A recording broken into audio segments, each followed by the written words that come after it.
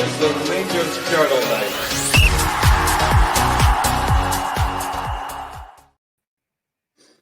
Hello and good evening. Welcome to the Rangers Journal. It's Sunday night and we're bringing you something a bit different tonight. We are going to do a full match review of the Dundee game. It's going to be painful, I suspect, but a couple of reasonably sensible gentlemen with me to break through the goals of it, and Scotty will be joining us in a bit. So I'll come at you, Chris, first. How you kind of feeling after all that yesterday?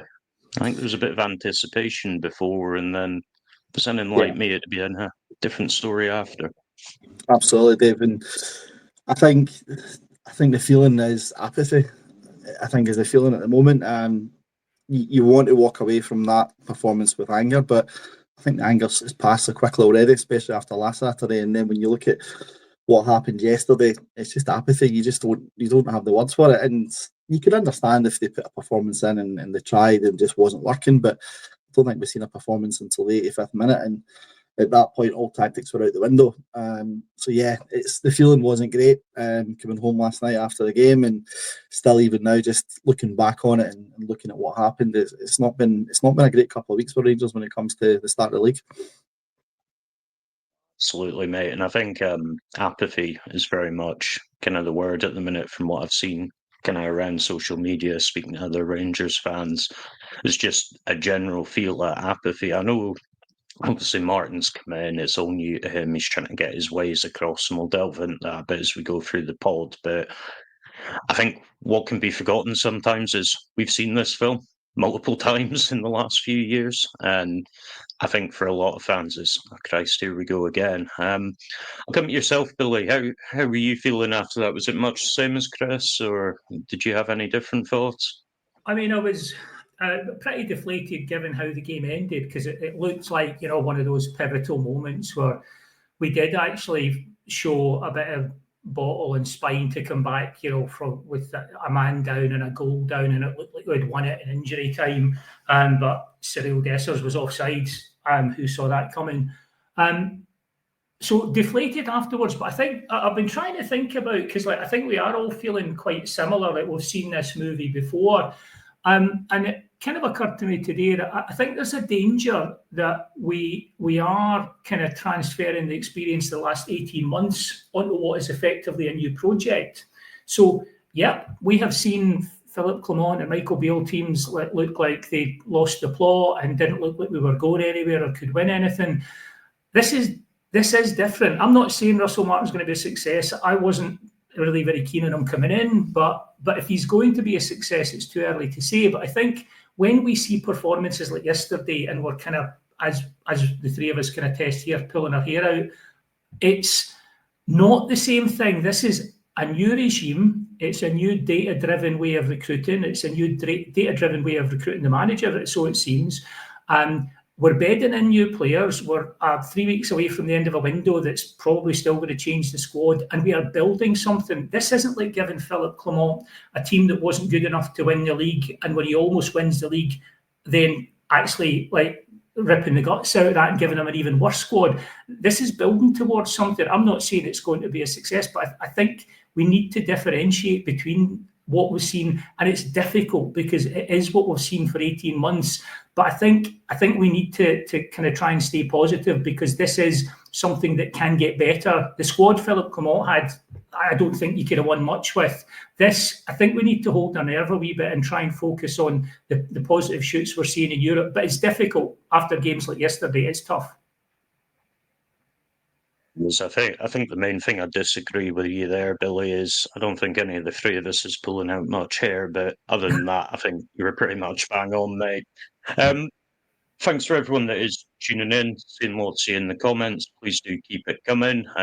Agree or disagree, absolutely fine. Just chuck it in. We'll try and get through as much as we can.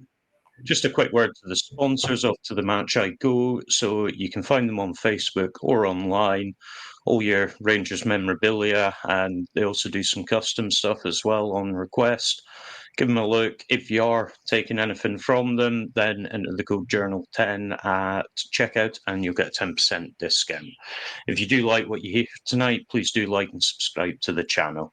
So, first time in 36 years that we failed to win either of our two games. Now, I understand there's kind of talk of project, rebuild, yada, yada. You know, we all know the buzzwords by now, but I think that fact in of itself, it's probably setting a bit of alarm bells off for a lot of people. Now, obviously, that season in 1989 didn't end too badly.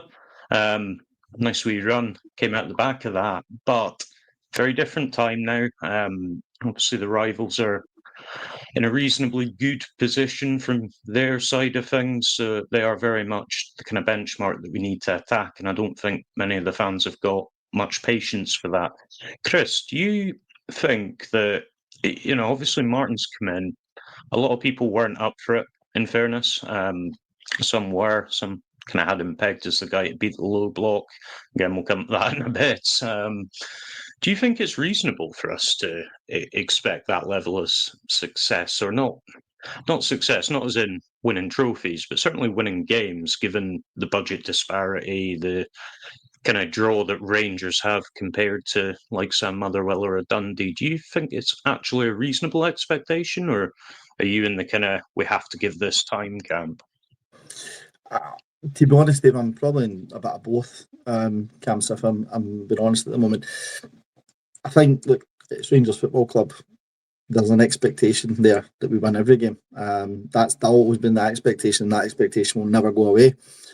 And Rangers should, 99% of the time, be winning these games a lot easier than what they're doing at this moment in time. So I think that expectation, I think, look, you look at the squad, as Billy attested, you look at the squad and look at the players that have come in since the start of the season, I think it's fair for fans to have that expectation that the game against Motherwell, well, it would have been hard, should have been taken care of. And then there's absolutely the expectation that the game yesterday, 100% should have been taken care of. Now, don't get me wrong, Dundee deserve a lot of credit for the way they set up and how they went about the game. But we're at home, the Rangers Football Club, and you've got a higher standard of players than what Dundee have, with all respect to them. He should be easily taking care of that game yesterday. And I think that's what the expectation was from most fans yesterday. Going into the game, I'd heard some crazy scorelines, 6-7-0, 4-5-0, all those different types of things was getting bandied about. And I don't think anyone would have thought any different if he'd scored the first goal earlier on. I think the challenge is that you didn't see any urgency from the team. You didn't see anything coming out the block. And straight away, I think 15, 20 minutes in, you had that feeling of where this was going to go. So to then answer the second part of your question, does he need time? I absolutely agree. I think he needs the time. There's absolutely no doubt about it.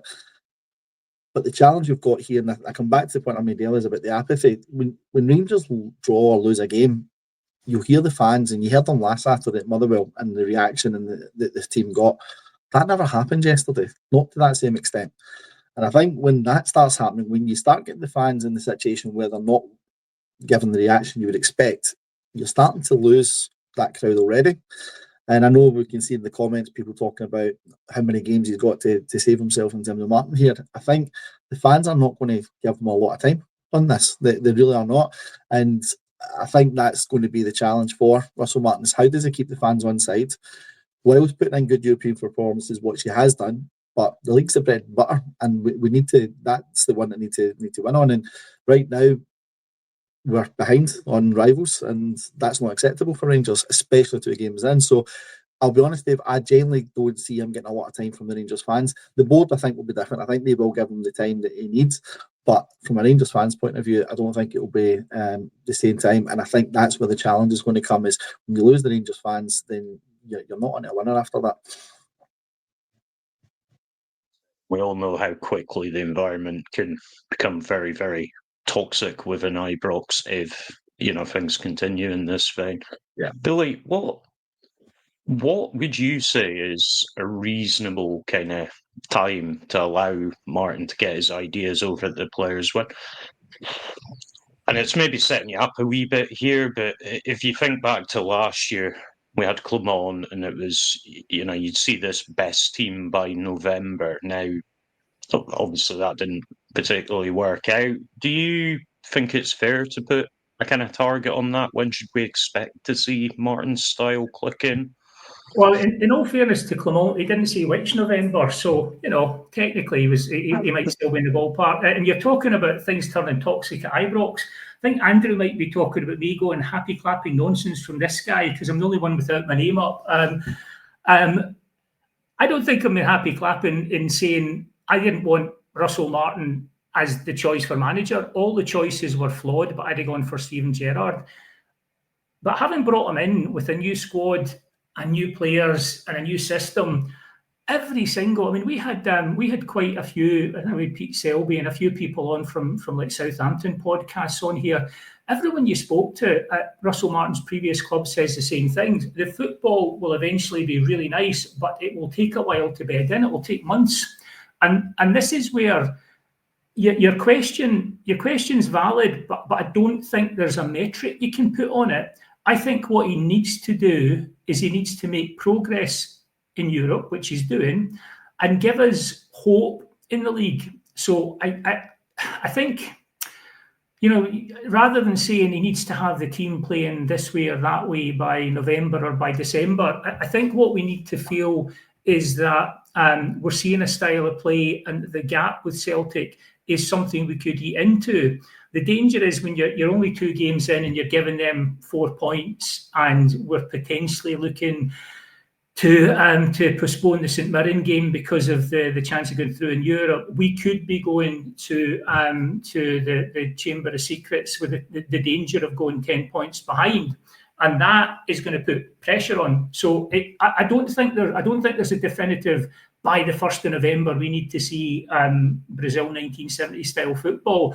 But I do think you're right to say that I think he's suffering a wee bit from people weren't that enthused about him, and also we are sort of battle scarred from the last 18 months. I think what he needs to do is, well, I think he's pretty much got pass marks in Europe. Getting us into Europa League is good. If we get into the Champions League, that could be a big help in terms of finances.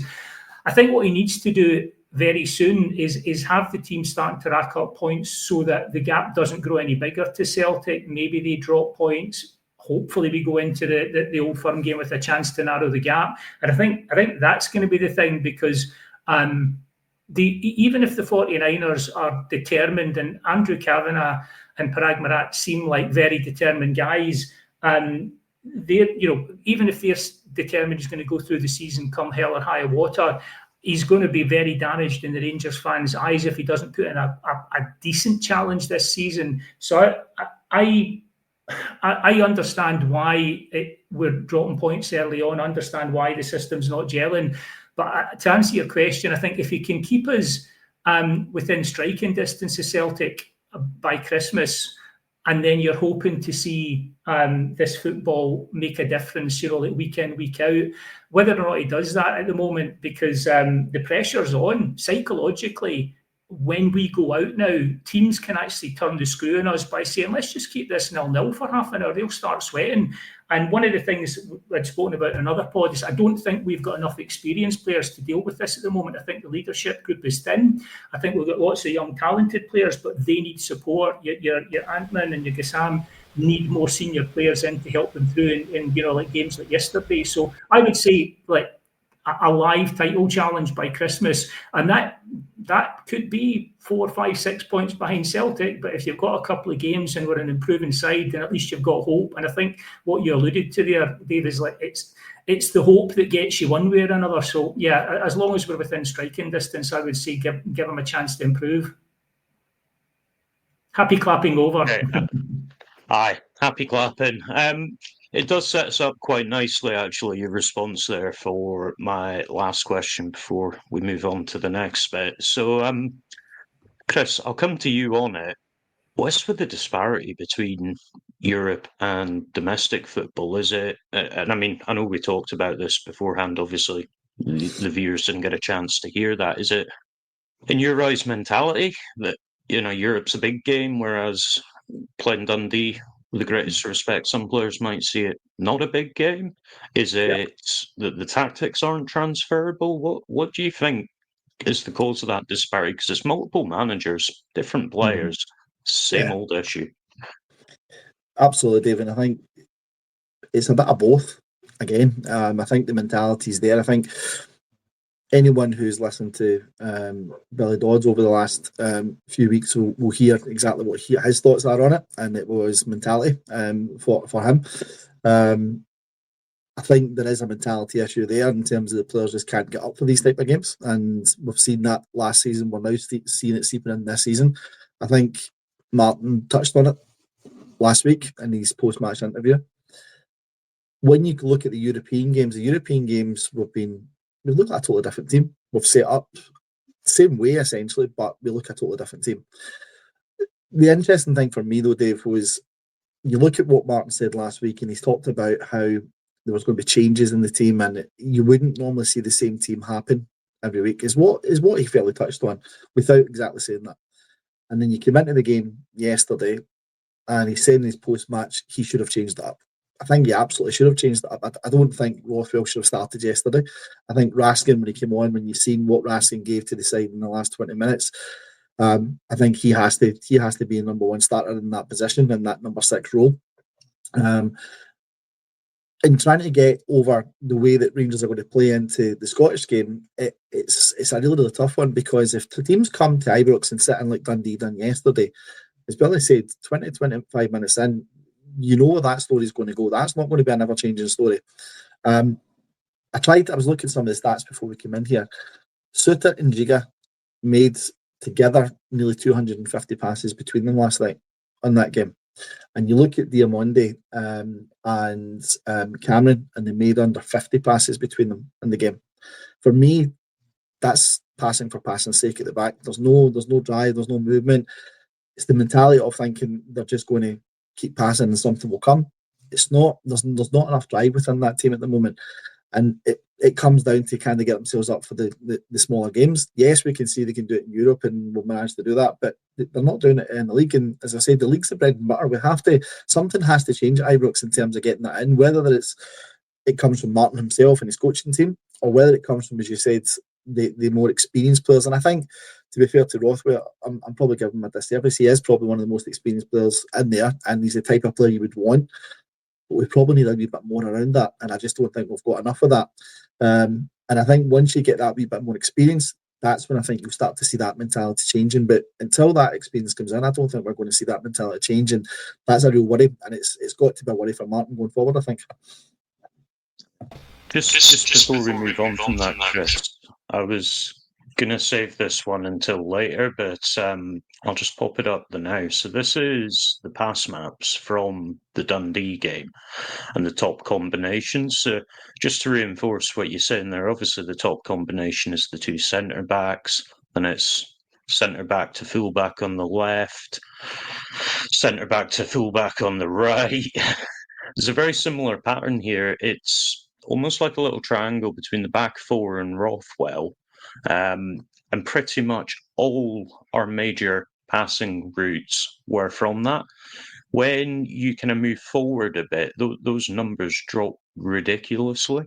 So I think when I looked, Cameron had like less than 20 touches and passes.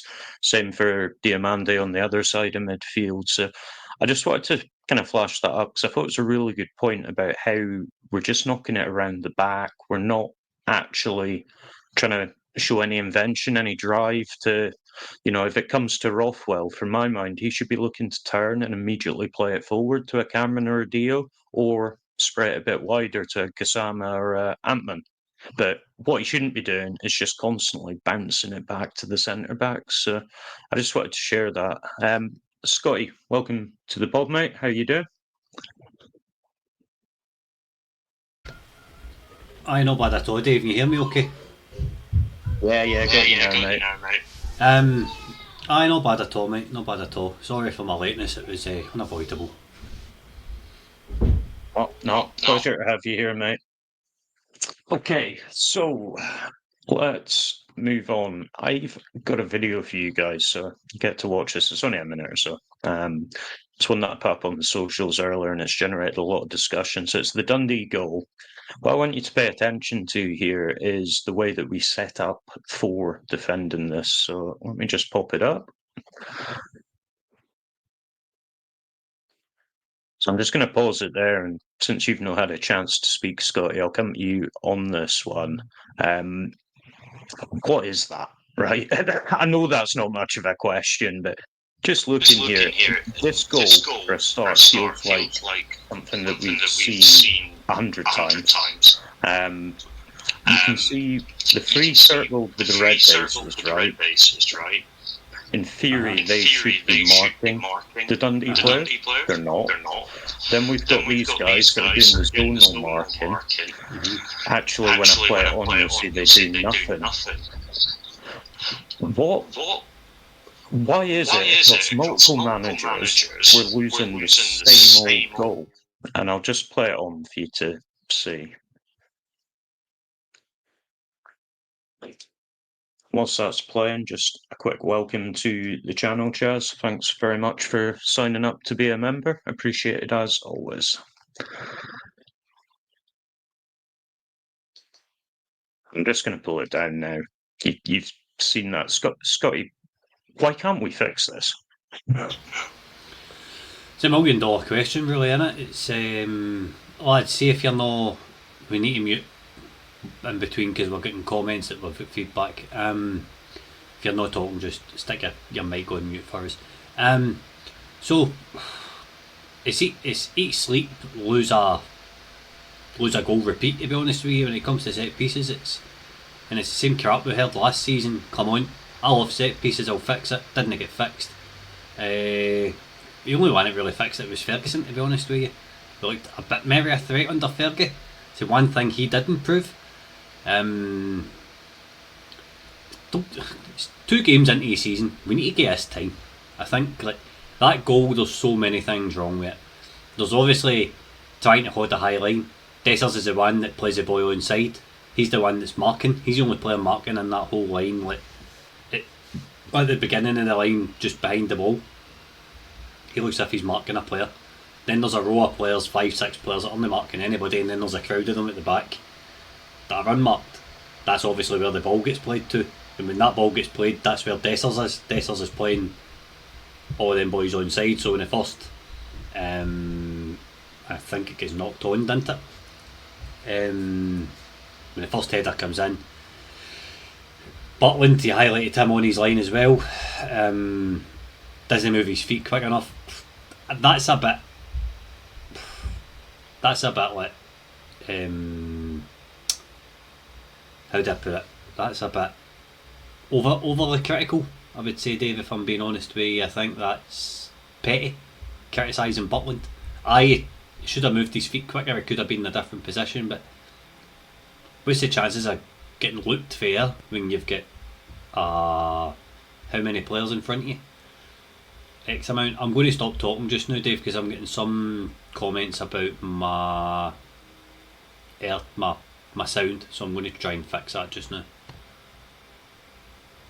No problem, mate. And I think it's fair to say, Butland, for me, I don't think a keeper should be lobbed when he's basically on his line, right? But he was far from the biggest problem there. The biggest problem is, one, you've got multiple of them that are just completely ball watching. They're not watching their man, they're looking at where the ball's going. You've got the Dundee players to the far right of that initial image we flashed up that basically aren't being marked, which allows their man to get a free header to put it back across the box. And then finally, your zonal marking. Maybe I'm an old-fashioned Rangers dad. Never been a huge fan of zonal marking, but my understanding was you were meant to mark off different parts of the pitch. The zonal markers are all in one wee box, all sat there watching the boy get a free header. It's just horrific.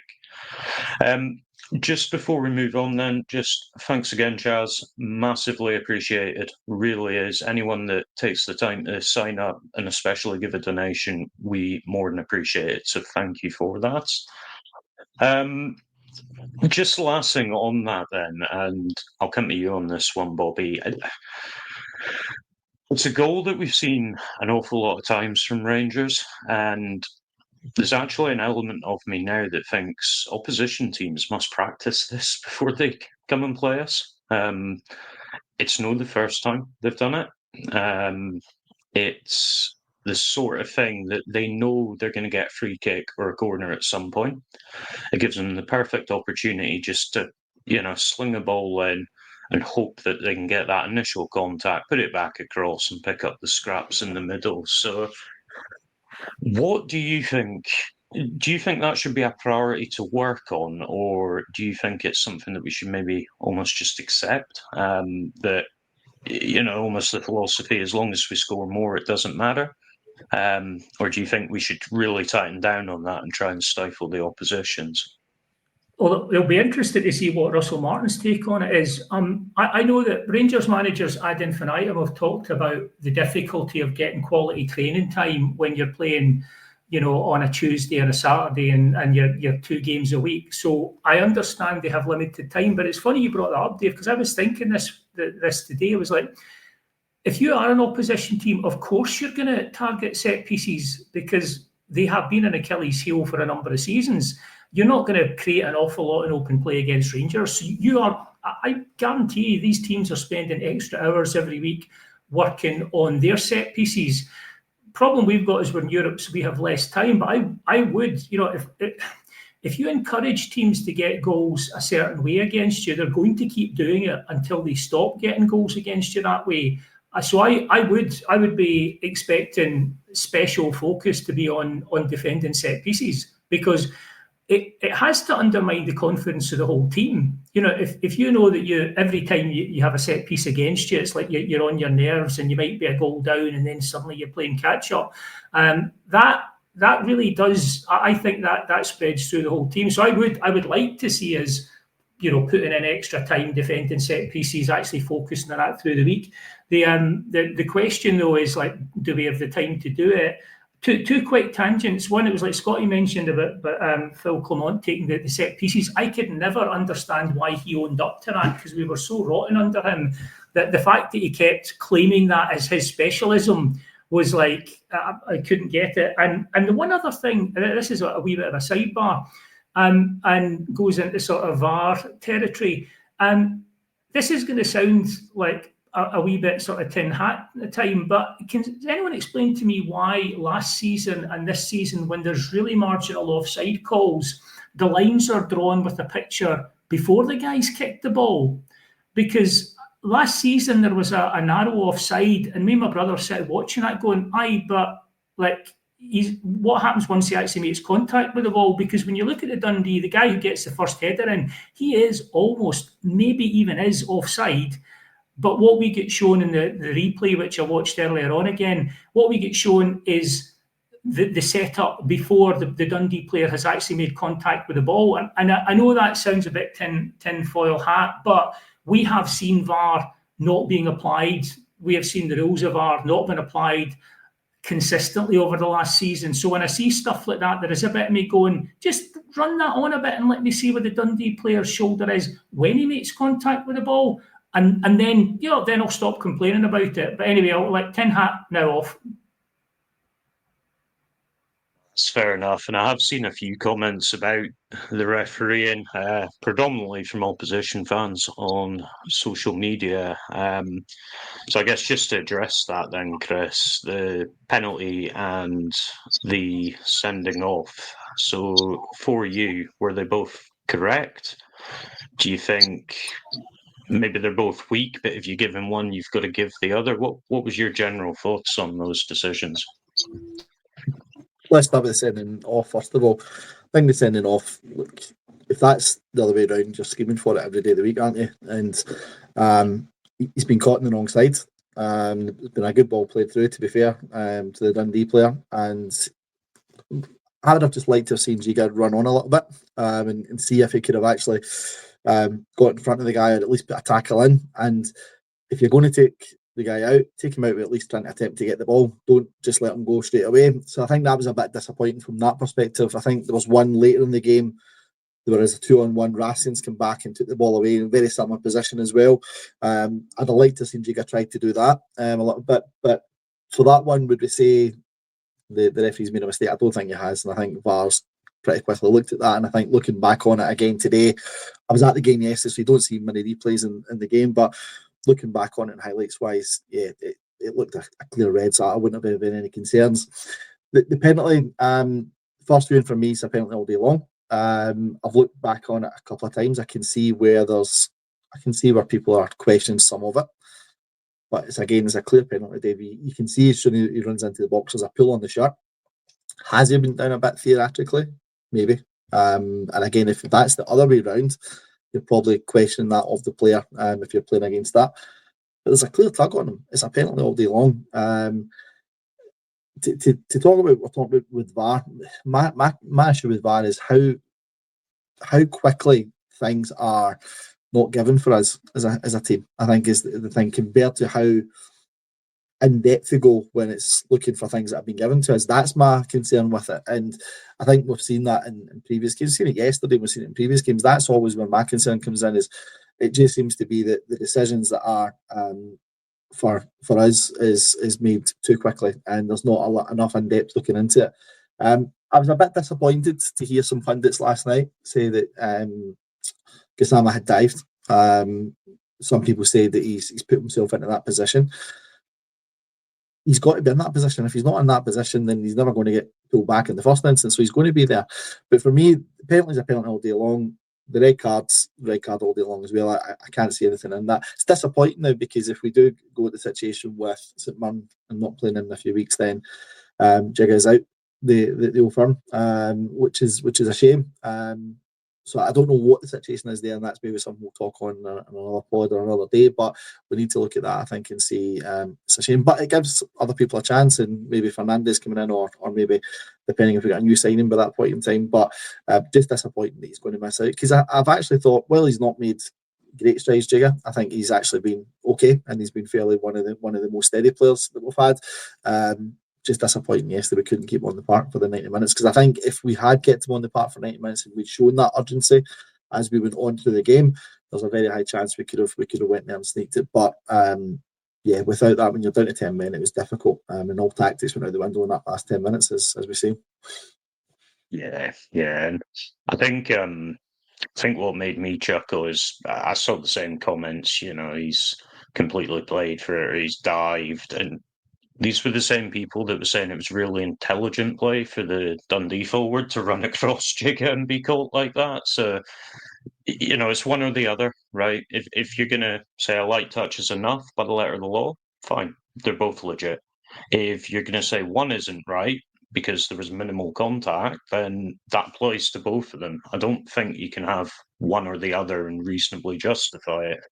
Scotty, I'm going to come on to our striking options now. I don't want to spend ages on this, right? But Danilo, I think for me, we've had this discussion already. For me, I think he had a really good pre-season since the competitive stuff started. And, there's probably a lot of caveats that you can give in his favour, not least of which he started with Dowell to his right for most of his competitive games. But Danilo has looked isolated and not been able to impact the game. Dessers obviously had a great game on Tuesday, then reverted to the Dessers we all love to hate. So that a lot of fans are now Christ Dessers. Do you think that we need a new striker in? Do you think it's that simple, or do you think we can make use of the guys that are in the building? Yes, we've needed a striker in since we were last in a title run, I would say, Dave. That's how long it's been since we've needed a striker in. The striking department has needed a refresh. The strikers that Michael Beale brought in haven't been good enough. Sorry, I'm just trying to adjust here. The strikers that Michael Beale brought in haven't been good enough. Cyril Dessers isn't a good enough striker. Is a squad striker. Yeah, you could argue all day. Danilo, he's been flurried with injuries. Both strikers under Russell Martin have been isolated to a degree. Danilo, I felt really, really sorry for him in terms of the games he's played. His absolutely no service. He's had no chances created for him. He's had a young boy he's left, and a player that shouldn't be playing for Rangers playing out of position on his right. Then a midfield behind him that wasn't quite gelled. The chemistry wasn't right on it. So I'm willing to give Danilo a pass on that one. Dessers is Dessers, as I say. Agaman is probably the right mix between the two of them for the role, I would say. He's probably get the right ability, touch, technique, power, pace. He's got an eye for goal. I think when Niggerman's on his day, he's probably he likes to drop deep. He can make things happen. He's got a sharp turn. He's got all the things that we're really missing up front just now. Danilo likes to drop deep, and he's not really got the physicality to hold the ball up to make it stick when Rangers do progress the ball forward really quickly. I think that's a fair criticism. Dessers, yesterday, there was touches that made me think he wasn't fit enough. Certain touches just bounced off him, certain touches come off. It's just a typical kind of Cyril Dessers performance. And then it costs you one goal for the Dundee. It's not his fault, right? I'm not. I sound as if I'm blaming him. This is the way I come across about Cyril Dessers all the time. I don't mean it, but he plays the Dundee goal onside, and then for the winner, he's offside. When instead of just ball watching, if he's a quick look across the line and steps back quickly, he scores the winner. And if he watches, it looks like for a Dundee goal, it's a completely different outcome. So that's the fine lines, the fine margins that you've potentially got one striker that's cost you points yesterday. If you want to put the blame in one guy, that's not what I'm doing here. I'm stating facts that's happened within a game of football. I think Rangers really do need to go out and sign, whether it's Tuggeman, Friggin, Tuggeman the boy for Israel, Friggin the boy that's playing for Westerlo, who's under Assam Sharai. Dave, to me, if we'd went and signed Lauren Shankland on a free contract and we'd signed him, but I know you laugh, but this would all have been solved had we had a number 9 that could play in the league. They can take a first touch, it's got an eye for goal, that's got the physicality. He's been right on my doorstep for the last 2 years, and Rangers haven't went and done anything about it. Now, granted, this is the last time I'm going to mention Shankland on a Rangers Journal pod, because the ship is well and truly sunk, right? It's gone, it's done. But it's an example of yet another Scottish player Rangers have missed out on. It's almost as bad as missing out on Lewis Ferguson to me. Rangers need a striker that badly. Rangers have always needed a 6 and needed a striker. Me and Cammy used to argue in the chat about when we needed Mel last season. And I says we need a striker, and Cammy would say we needed a 6. We really, really need a striker in this summer, because a good striker can bang your goals in, that can pull a team through and get you points. Well, you just need to win in transition. I don't care how we win. We need to beat Dundee at home, and we need to beat Motherwell away. We've been gifted a good start, and we've dropped 4 points already. 2, I don't know, 4. My maths is crap. So, and I just think a good striker who can bang goals in the league can change that narrative, and it is that easy to me. To be fair, I was laughing because you've mentioned him once or twice. I don't think you're wrong in what you're saying. It's almost like the modern day him Boyd in the team. You can just rely on him domestically to smash in a ton of goals. Dave, it's a tap-in. It's a complete and utter tap-in that we've missed an open goal on to me. It's been there for 2 years now that we could have went out and signed this boy, and we didn't. And, Rangers win, right? Right. Billy, I'm going to come to you with a similar question, different position. I think Curry's going to be happy in the comments. Right back. So, Tav, he's done. His legs are gone. He's not the player he was. Let's get someone new in. So, fine. Russell Martin went and got someone new in. We got Max Aarons. Full of promise as a younger player. Maybe lost his way a bit needs a bit of fixing in the true Michael Beale sense. Let's get someone that hasn't fulfilled their promise and fix them. On the evidence that I've seen this far this season, I don't think either of them particularly looks like the answer. What's your thoughts on it, Billy? Well, before I answer that, Buffalo Alberts had said Michael Stewart is a bitter failed trialist, and I have to actually challenge him on that. Michael Stewart is a bitter failed trialist, pundit, and candidate for MSP. He is a crap Renaissance man. So, give the guy credit. He's bitter and failed in more than one category, and that takes some doing. On the right back situation, I think you've kind of almost answered your own question there in some ways, Dave, because Aarons is someone who is, he's shown promise. He's had a bit of up and down performances in the last season, and he may take a little bit of time to settle in, especially when we've started off sticking him at left back, where he clearly wasn't comfortable and nobody thought he was doing a great job. But Russell Martin alluded to the fact that Jefty was not doing the things in game or in training that would get him a spot at left back, and until he did, he wasn't going to be considered. So that's fine from Russell Martin. And I think going forward, I would be sticking with Aarons at right back and giving him a chance, actually doing the old manager thing of saying you've got 5 or 6 games, don't worry about it, relax and settle into it. Tav looks like a player now that the manager almost sees more as a weapon to be deployed in the last 30 minutes, where he can actually run about energetically for 30 minutes in a way that he can't do for 60 or 90 minutes. And you kind of see him drifting inside to set things up and almost looking a wee bit sort of like an old dog revitalised by the possibility to do that.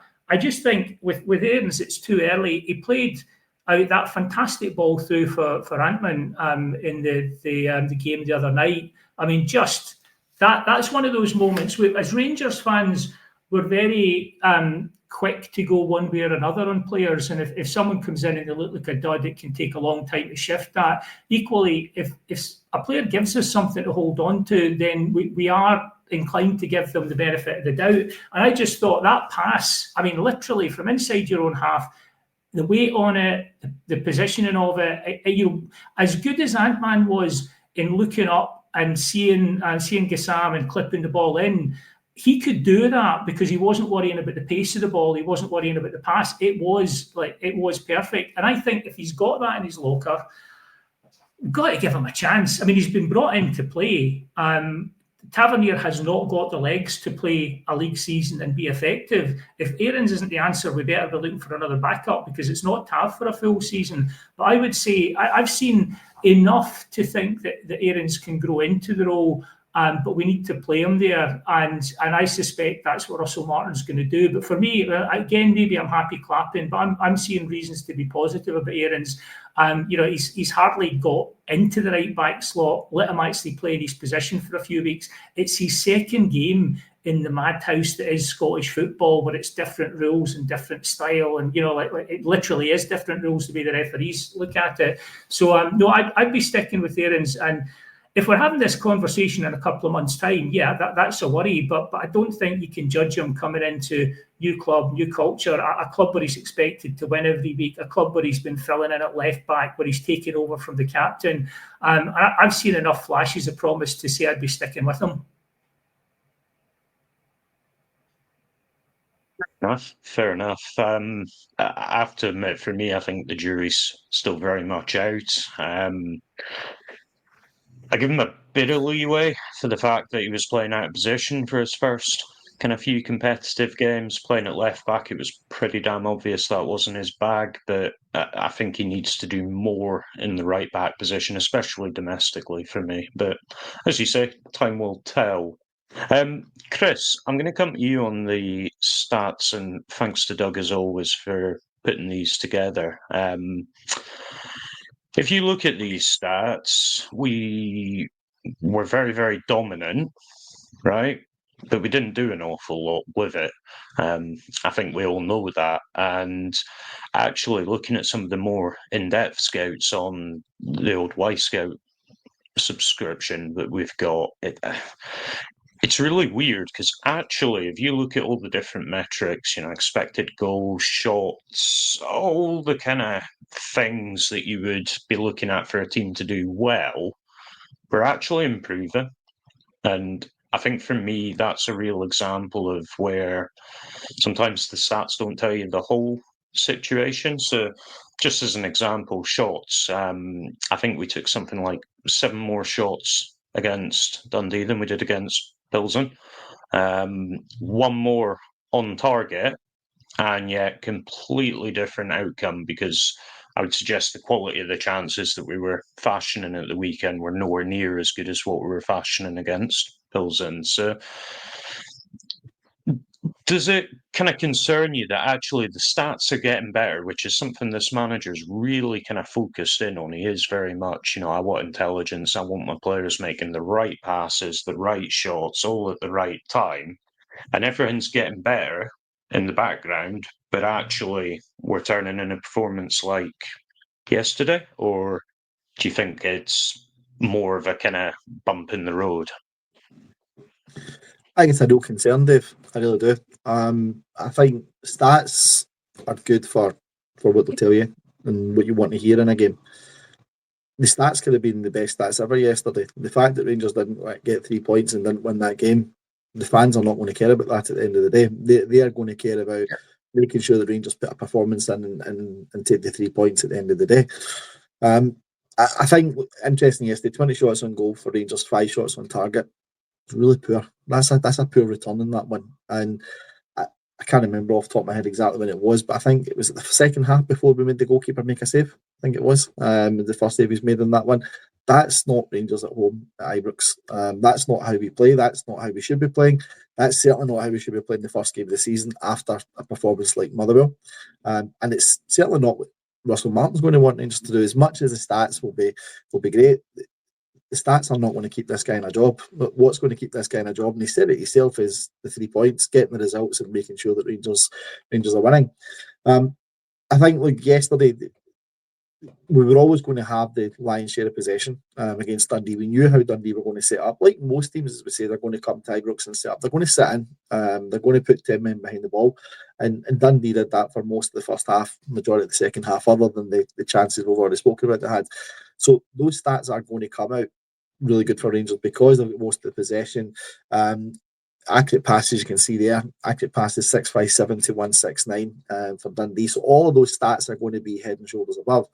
The stats, it's not as the scoreline. And that's what matters to 99.9% of the Rangers fans. And we can see it in the comments tonight.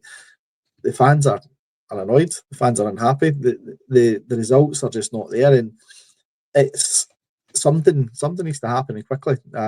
If the next game that you've got in the league is against Celtic, then there's big challenges. There's big challenges for Rangers, and there needs to be some changes there. The interesting one for me is going to be what we do when Eagleman, if he comes back in, Asgard and Mikey Moore. Where do they fit into this? Because if you're looking at that, Gassama and Ant-Man are possibly your first choice on both sides, right?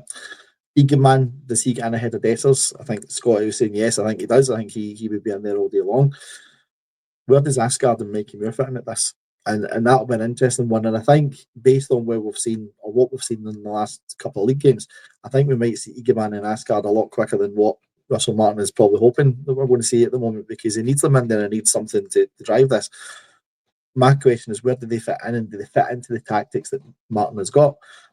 Because when you look at that, it's a simple 4-3-3 in terms of we think Rangers shape up, but we're overloading those wide positions where the wide men are not getting the opportunity to do what they need to do because Cameron and Diamondi are playing too close to them. What was really interesting with Dundee yesterday was every time we put the ball out wide, there was 2 or 3 men around the wide men. So they clearly seen that as an area to exploit and an area to put Rangers on the back foot, because anytime Gassama or Ant-Man tried to get it, there was no space. So what they were doing, they were turning back and they were going back into the middle, or they were going back to the defence again. So all of that was picked up quite easily. But again, the concern is that happened last weekend as well. That was getting picked up by Motherwell quite easily, and it's getting picked up by Dundee. That tells me that teams have already cottoned on to how Russell Martin wants to play, and there's just no plan B at the moment. I think I mentioned earlier on, the best for me for Rangers was in that last 10 minutes when there was no tactics. Tactics were out the window. It was a case of let's get a goal, let's go forward and let's try and see where we end up.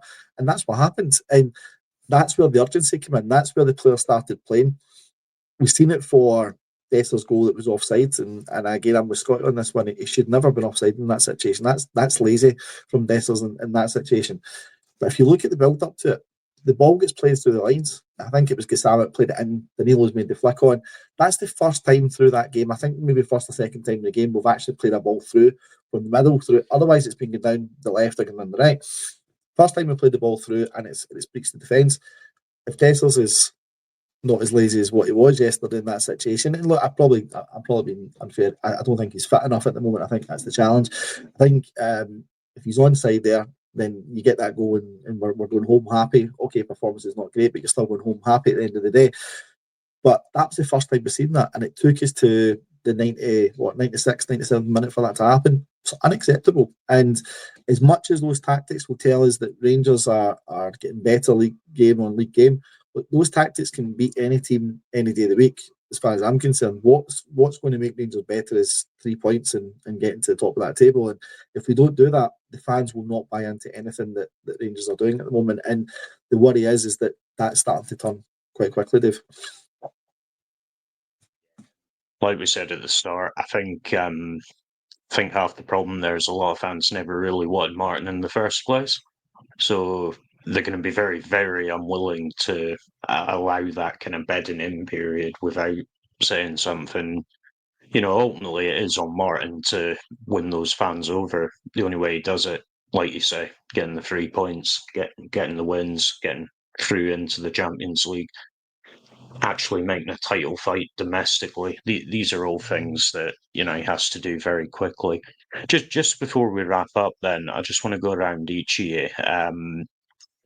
Based on what we saw yesterday and, I guess, against Motherwell in the first domestic game, what do you think's the most important position that we need to focus on the rest of the window now, Scotty? Striker, Dave. Striker. Badly need a striker. Can't be anything else. Just go, I believe, personally, just my thoughts. I don't know nothing. We're not in the Naughty Rangers Journal. We never have been, we never will be. Don't want us to be. I believe that Rangers will spend on a striker. I just think that we've not yet to spend decent money on a big fee on a player. I think it'll be on a forward. Yeah, I think there's definitely a need for it. Billy, same question to yourself, mate. Would you agree with Scotty that a striker's our most pressing need, or do you think somewhere else on the pitch? I think where we stand just now, in the rebuild, the striker, whether we're still in for Turgeman, I don't know, but someone who's going to link up the Russell Martin style of play, because he's sort of making and mending with what we've got at the moment. I would also, I think we're talking about us being in for Mendy in central defence. I would like, again, I'm looking at this squad and I'm thinking, we're missing the sort of seasoned pros who can steady the younger, because we have a lot of young talented players, but these are not guys who are used to carrying a team. They're going to have to learn to if they want to be successful at Rangers. But, you know, a Scotty Arfield type, you know, someone in the leadership group to freshen it up, you know, because Rothwell was supposed to be part of that. So where that is, whether that's, you know, it was going to be Connor Cody until it wasn't. So where that's going to be, I'm not sure. But I'd struggle to disagree with Scotty about the striker. As it stands, that's the one that needs fixed for the whole system, I think. Yeah, and Chris, just before I kind of give my own thoughts, what about yourself? Would you agree with striker, or do you think there's somewhere else in the pitch? I think there's a couple of positions, Dave, for me that needs to be strengthened at the moment. First of all, I would start with striker. I agree with the gents on that. Absolutely agree. Striker needs to be priority. Now, I don't know if Martin's looking and saying, you've got Eagleman there, and he said last week there's no bids for Eagleman that's came in. So as he expects Eagleman to stay. He's also brought Mikey Moore in, who, let me just say, I don't know how much people saw of him, but from what I've seen of the guy, I think he's head and shoulders above any of the strikers we've got in Rangers at the moment. The challenge is going to be how young the boy is, and you can't rely on that for the full season. It's not fair to put that on his shoulders.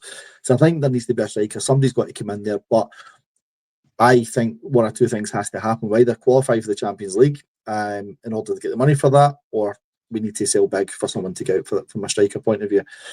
The other position I would say for me is centre-back. Suter, we can't rely on. I don't think we can say hand on heart he's going to go through a full season without any concerns. Okay, he's had a good couple of games, but he's still at certain points he can be a bit of a bomb scare. Fernandes, we don't know what he's like at the moment. He was by all means bought for a development fee, or for a development going forward, but his fee was in the region of 3 million from what we understand. I think we need another central defender in there. I don't think we can go in with what we've got at the moment and say that's enough for the season. There needs to be something there. And again, just to come back to what you were talking about for Aarons, the jury's very much out on him as well. Yes, you've got Aarons and you've got Tav, but if Aarons is not going to give you the level of performance that you need, and obviously fans have made their mind up in Tav in terms of where he goes, then there's an argument that says you need to fill that position. So realistically, Dave, I think there could be 3 or 4 signings that you still need to make in order to say you've got the strength and depth and you've got a really good first team. But if I was the same as anyone else, my money would be getting put on a striker. You need to put a striker in there, and a striker who can take the chances like yesterday, like Dessers has had, and make sure he stays on size and puts it in the back of the net, because ultimately putting the ball in the back of the net and getting 3 points is what we need at the moment, and we're just not doing that enough just now. I think someone said to me a few weeks ago that this will be the lowest scoring Rangers side in a number of seasons. I thought they were off their head at first when they said that. We're 2 games into the season. I'm not surprised that we've only scored the 2 goals we've scored, and I can now see that gentleman's point in terms of being the lowest team. And I think if we don't get a striker, we very well could be in that position coming this season. I think that's all fair, mate. I would tend to agree. I think striker is very much a pressing need. I think the other one for me, I totally agree for what it's worth. I think we need a left back and a centre back in to kind of fill those positions. But the other big one that stood out to me, and maybe Asgard is this player, although I would argue we probably need a second one. But I think we need someone that's a genuine fit for that kind of advanced 8 role that he seems to play 2 of. So obviously you've got Rothwell sitting back, and then he's been playing Raskin, Cameron, Dio, like as 8s that are meant to drive forward. I don't think any of them naturally suit that position. And I just wonder if that is actually part of the problem. We talked earlier about that link between, this passing that's going on around the back and actually getting it forward. And I'm just not seeing it. And I'm not convinced, other than Asgard, who I haven't really seen play because of his injury and that, I'm not convinced that the players we've got are actually the right fit for that, if I'm being totally honest. Okay, well, it's been a good one, and it's been pushing on. Scotty looks like he's about to nod off, so we'll probably wrap things up there. Just before I do go, Phil, I do want to give a mention. Obviously, yesterday we found out that a fan didn't come home from the game. I don't care what team you support. I don't care what your rivalries are. No fan should go to a game of football and not return home. So the thoughts that everyone at the Journal are with that fan's family at this time. Other than that, if you have enjoyed what you've heard tonight, and if you want to contribute in the chat, please do like and subscribe to the channel. We do obviously have our sponsor Off to the Match I Go. You can see all the details there. You can find them online and on Facebook. And if you're buying anything from them, enter the code Journal10 to get yourself a nice 10% discount. They do a whole range of memorabilia, custom framing, all that kind of good stuff. So well worth a look. Other than that, Chris, thanks very much for joining tonight. It's been appreciated. Thanks for having us, Dave. Scotty, you were here eventually. Cheers, pal.